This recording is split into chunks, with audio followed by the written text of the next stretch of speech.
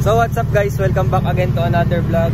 So ngayon nga dito tayo sa malapit sa MOA, dito sa Shore Residence. Yan, kasi nga dineliver natin tong owner na to. Bali yung may-ari pala nito ay dito nakatira. Yan, dito sa Shore Residence nga. Yan. So hindi natin alam kung saan niya to ipaparking dito. So habang wala nga yung may-ari, so i-review muna natin tong owner.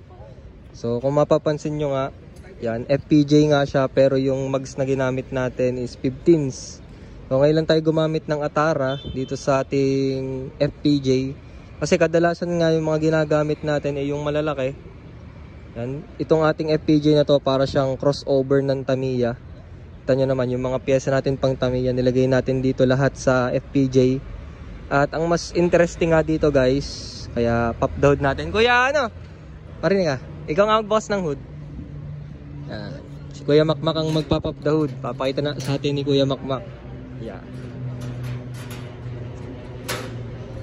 Yan.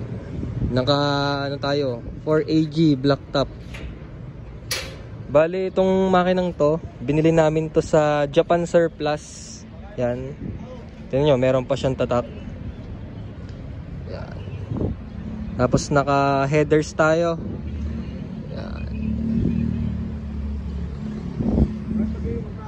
Black top. Bali papakita ko rin yung video nito kapag naharurot pati yung tunog niya. So kahapon nga lang din namin to nilagyan ng velocity stock. Ayun natin yun. Pero ito namang black top natin, stock lang to. Hindi naman siya kargado. Yun yung special din sa owner na to. So dito nga sa harap, gumamit din tayo dito ng LED lights. Yan, makikita nyo naman. Tapos yung ordinary na signal light lang. Tapos naka Bosch tayo na busina. Tapos yung bumper nya, hindi pang FPJ yung ginamit natin na pag ganon. Kumbaga ang ginamit natin na bumper is yung pang Tamiya. Tapos yung suspension nga pala natin, naka-mulyo lang tayo. Pero kagandahan sa mulyo na to guys, naka gearbox tayo na power steering. Yan. Kuya ano, Makmak, ibaba mo na. At iba naman ang ipapakita natin. Yan. Madumi nga, wala kaming dalang kanebo. Tapos yung frame nga pala natin, original siya.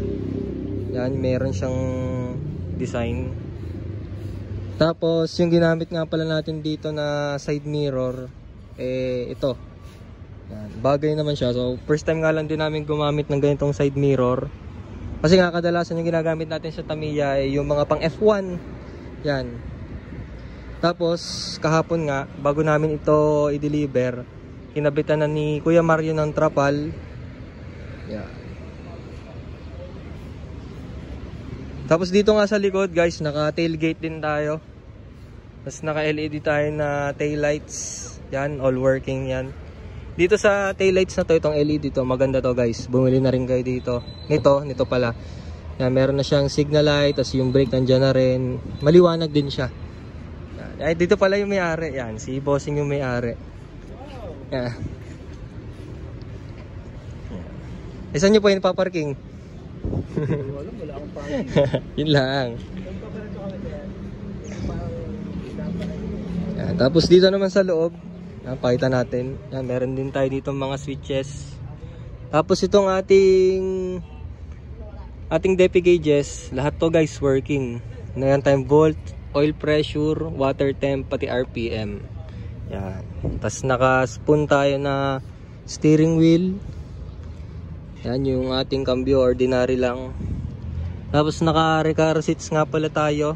At syempre pares niya yung Takata na seatbelt. Yan. Yan. So i-check na nga ni Bossing yung kanyang owner. Yan.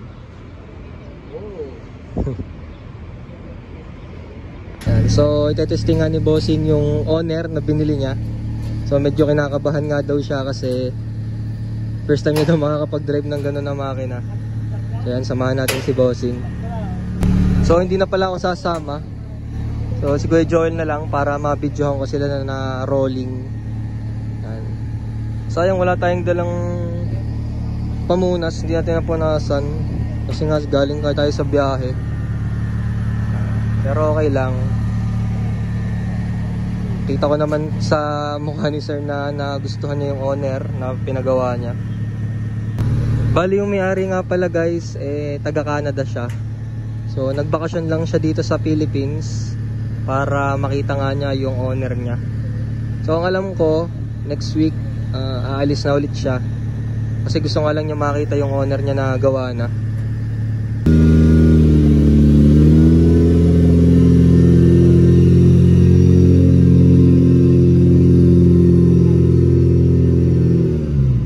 Hindi pa siya siguro sanay sa owner. So, ang taas nung kanyang yapak sa accelerator. Tapos di niya binibitawan yung clutch.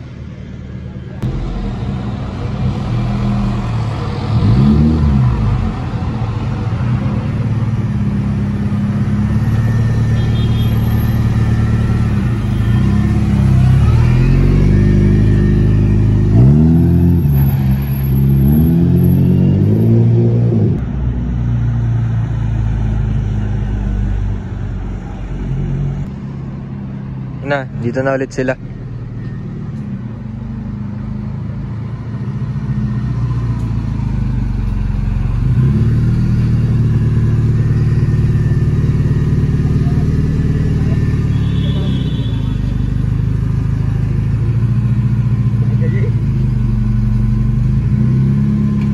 Hindi, sakto siya. Sakto lang siya dun sa ano.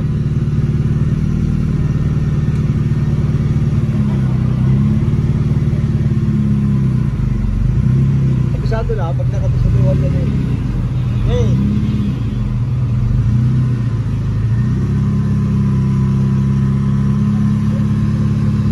Okay po. Yeah, okay na. Okay na yan.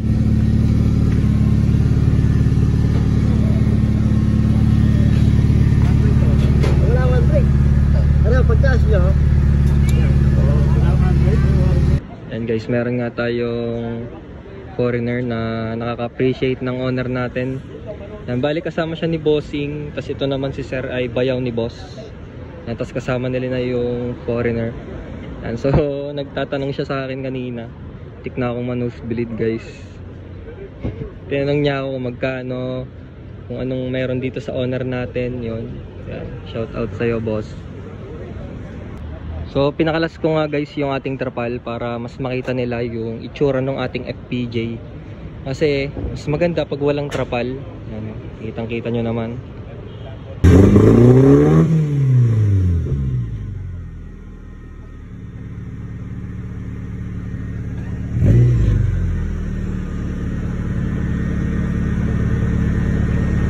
So yun nga guys, na-deliver na natin ang ating 4AG blacktop na FPJ. So kung nagustuhan nyo guys yung video ko, paki-like naman. Syempre mag-comment na rin kayo. So thank you for watching. Don't forget to like, comment, share, and subscribe.